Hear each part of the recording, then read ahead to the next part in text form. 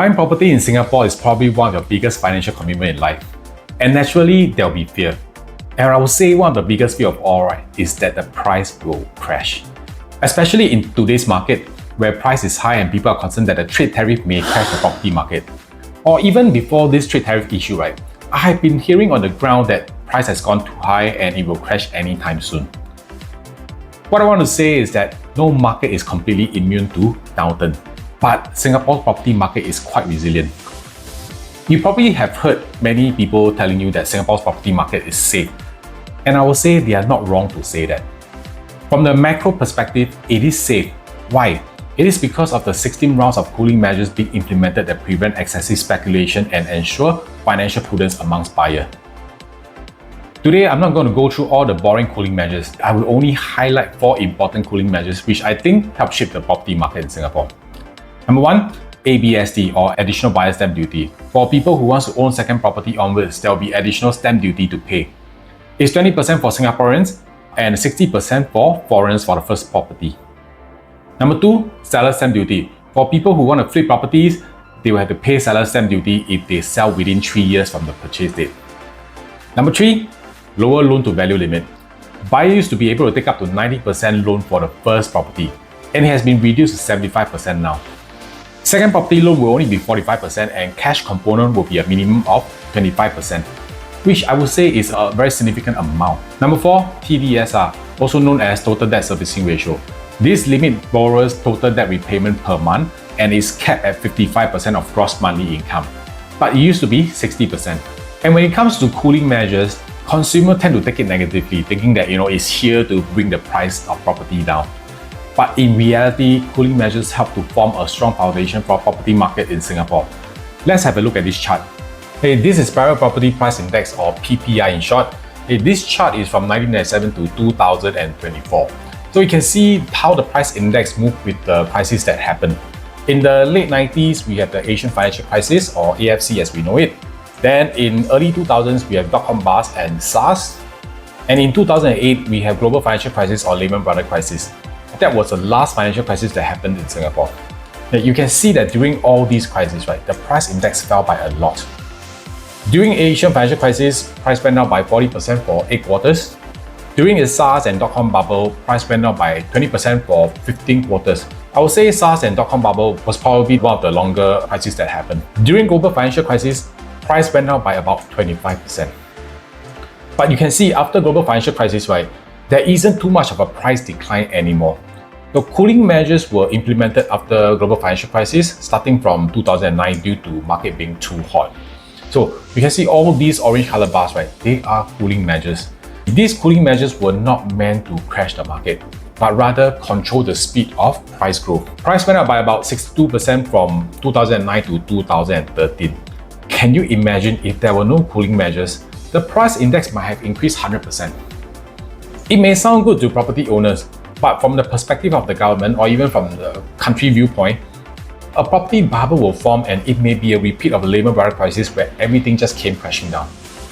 Then 2013 saw the implementation of a few important cooling measures, or what I would say harsh cooling measures. And those cooling measures were what I mentioned earlier. And coupled with an oversupply of 100,000 new condo units, the price index started to moderate. But once the oversupply was absorbed by the market in 2017, price started to increase again despite all the cooling measures, and needing another harsh cooling measures in 2018. This time round in 2018, there was also another oversupply of slightly over 63,000 units due to the 2017 and 2018 en bloc fever. I think we have over 80 project launches during that period of time. Price was stagnant for a while until the oversupply clears off during the COVID, and you can see that price started to increase again, needing more cooling measures in 2021, 22, 23, and 24. You can see that despite having so many cooling measures, right, property prices still continue to increase.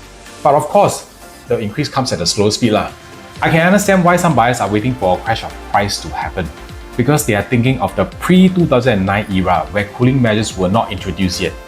Before cooling measures were being implemented, buyers can buy multiple properties with no ABSD, they can borrow up to 90% of the property value, they can flip their properties and sell the next day without SSD or seller stamp duty.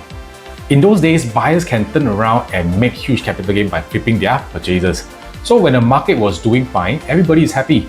But the moment the market headed for a downturn, these homeowners see their tenant run away and no one was left to help pay their mortgages, leaving them with no choice but to fire sale their house at a very low price. If there are no cooling measures, I can imagine two things happening. First, our property price may have become like Hong Kong, very high now, making it super unaffordable to many people. Second, our property price would have crashed due to speculation and property bubble bursting. But after cooling measures were being implemented, you can see our property price is more resilient now. And you can hardly see a crash like before. Why? Because of the cooling measures, most homeowners today own only just one property and they are not over leveraged. There are no panic fire sales during crisis as homeowners still can afford to pay their loan. Market is more steady now, no more flipping of properties.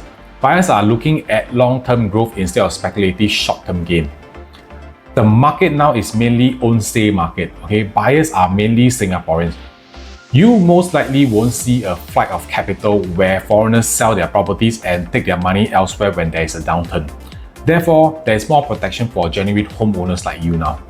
Even when the world came to a standstill during COVID, the price index only went down by 1% for one quarter before rebounding. Even when a war happened between Russia and Ukraine and the high interest rate starting from 2022, property price remained resilient and still increased, but of course at a slow pace lah. And for homeowners out there, can I ask you, was there ever a time that you have the intention or the need to fire sale your house or sell your house at lower price during COVID or during the high interest rate period? I think hardly, right? For me, none of my sellers want to sell at a low price. Home ownership in Singapore is about 90%, and can you imagine what would happen if property price is to crash? There may be negative equity where valuation is lower than the loan amount owed to the bank. Homeowners may need to top up the differences. Loan default may increase, potentially destabilizing financial institution. And of course, homeowners will struggle financially, leading to economic downturn. That's why we have cooling measures, and these are the situations that the government is trying to prevent from happening. That's why with cooling measures, can you see that it actually helps to slow down the price growth for buyers to catch up? And at the same time, it also prevents price to crash badly like last time, which is good for everyone. I know of another concern that may bother many buyers, especially in the car market, and that is, what if I lose my job during a crisis? That's a very valid concern, and honestly, no one can guarantee job security. But here's the good news, Singaporeans are great savers, and with prudent financial planning, most homeowners can weather through tough times. The key is to buy within your own means, ensure you have enough emergency savings, and avoid overstretching on loans.